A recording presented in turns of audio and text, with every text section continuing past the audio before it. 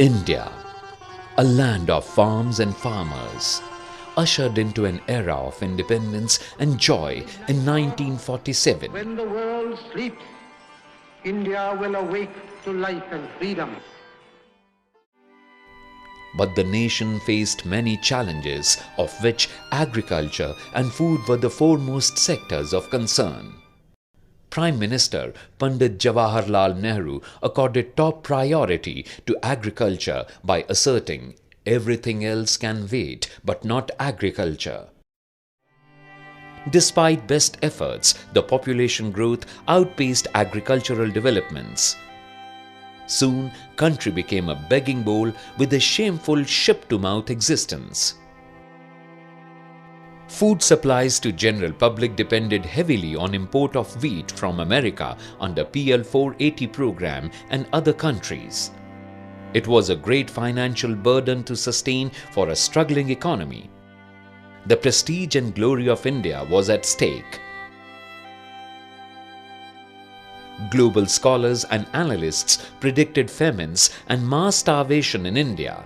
Paul and Ian Ehrlich, a very famous population expert, they said Indians have no future unless a thermonuclear bomb kills them.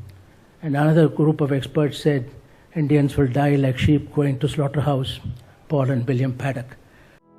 Prime Minister Sri Lal Bahadur Shastri appealed the nation to miss a meal in a week.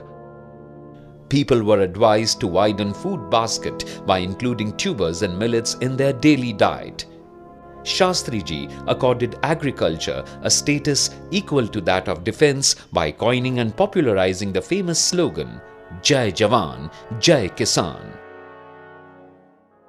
In 1965, a serious drought and Indo-Pak war further worsened the situation. Import of food grains reached a record peak of 10 million tons during 1966. Prime Minister Srimati Indira Gandhi reposed faith and confidence. It's a challenge which has to be faced and met. And I don't think it's a desperate situation by any means. But it does need tremendous unity in the country and a very determined effort to solve these various problems. And of course you know that the situation has been complicated by the great drought we had this year. That was one of the reasons for the food shortage. Meanwhile, in Mexico, a visionary scientist and a great human being, Norman Borlaug, was striving to fight hunger through science and technology.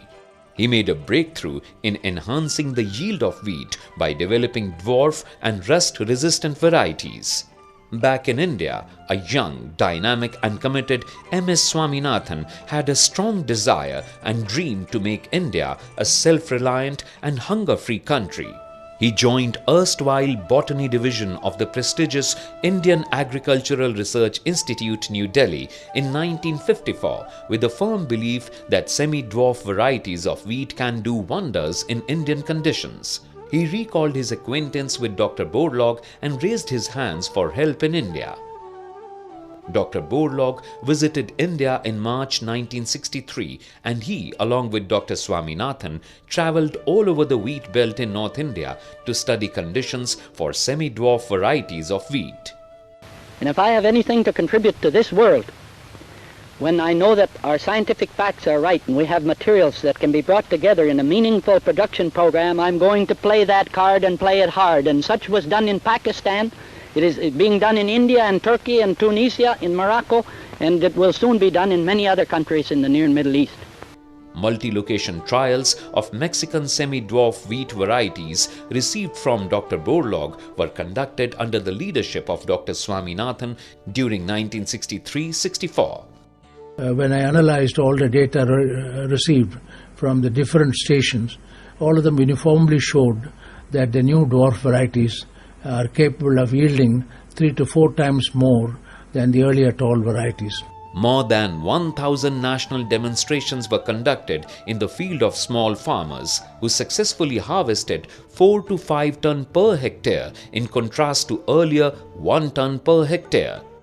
This was a quantum jump never even imagined earlier.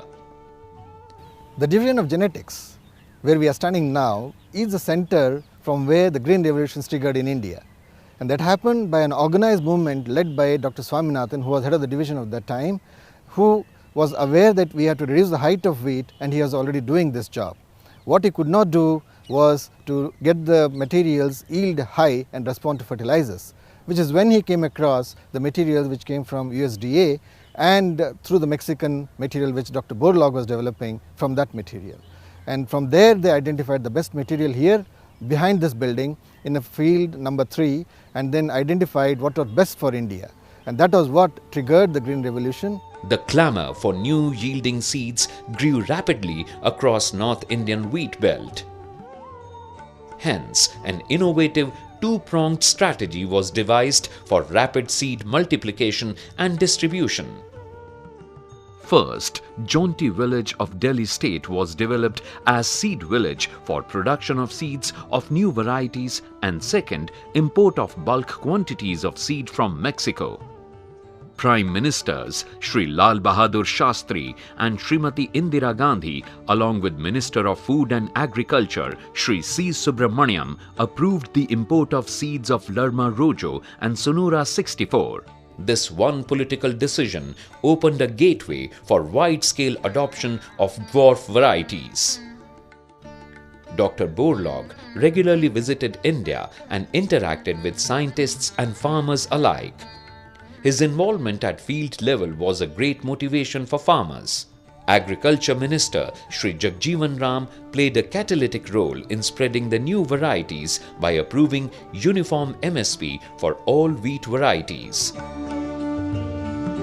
Farmers adopted new varieties with open hands and heart.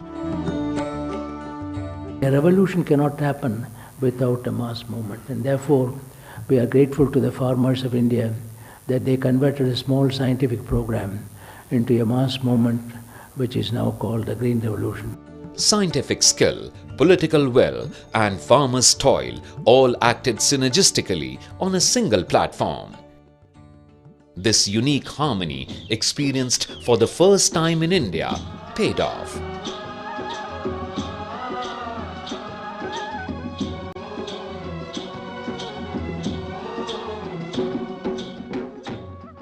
In 1968, nation reaped a bumper harvest of 17 million ton wheat that was just 11 million ton in 1966. This was the biggest leap of wheat production ever recorded in the world. Government of India released a special stamp to highlight Wheat Revolution.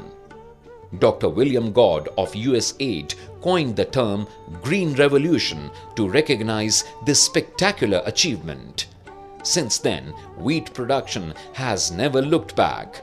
Science and technology acted as prime mover to sustain and accelerate the momentum. Prime Minister Shri Atal Bihari Vajpayee aptly rephrased the popular slogan as Jai Jawan, Jai Kisan, Jai Vigyan.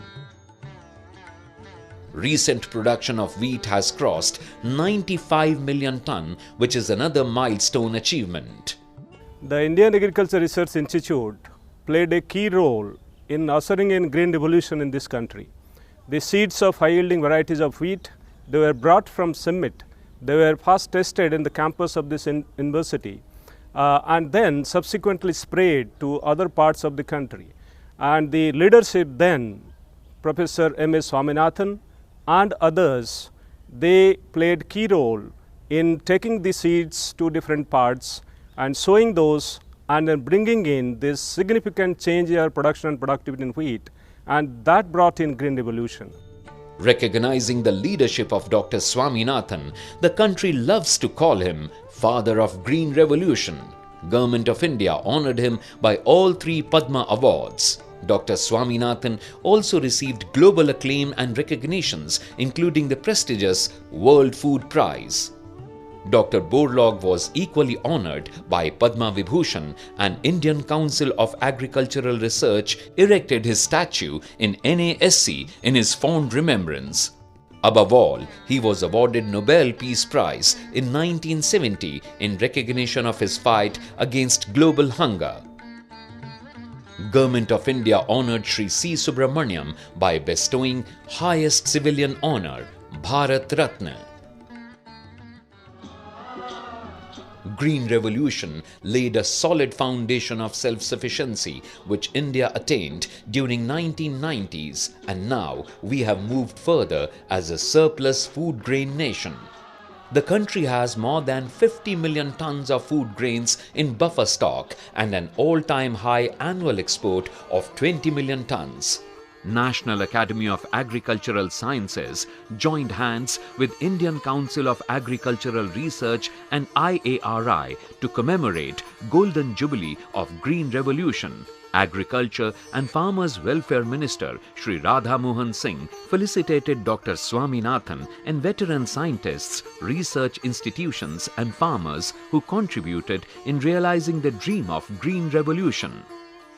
अब आज हम स्वावलंबी हैं और सिर्फ स्वावलंबी ही नहीं, हम निर्यातक देश भी बन गए। तो निश्चित रूप से इस प्रगति में जिन महापुरुषों का योगदान रहा है उसमें से बहुत सारे लोग आज यहाँ उपस्थित हैं। मैं उन सबों का अपनी ओर से अभिनंदन करना चाहता हूँ, उनको बधाई देना चाहता हूँ। हम सब मिलकर कृषि को ऊंचाइयों के शिखर तक ले जाएंगे। मैं समझता हूँ कि आज के दिन ऐसा संकल्प करने के लिए उचित अवसर है और इसी संकल्प के साथ हम सब लोग जाएंगे। Country is now striving for second green revolution with the motivation and support of Indian leadership.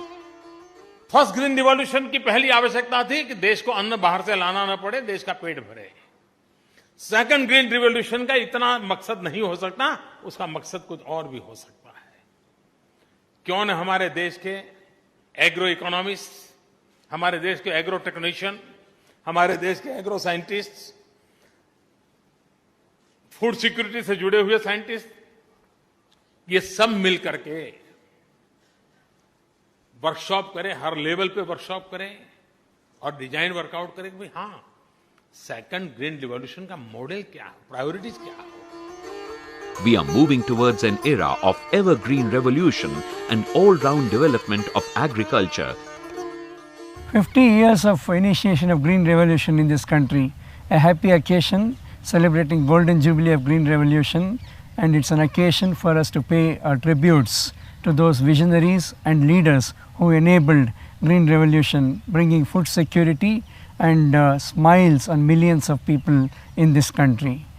I would like to say at this stage, agriculture remains the core of Indian economy. If agriculture fails, nothing else can succeed, and if agriculture succeeds, nothing else can fail. Especially the youth of this country, being the youngest country in the world, would like to say how much of smiles, how much of skills, how much of science and challenges and opportunities are there in agriculture. It's a call to the youth to join this mission, agriculture. Come, let's join hands and celebrate Indian agriculture.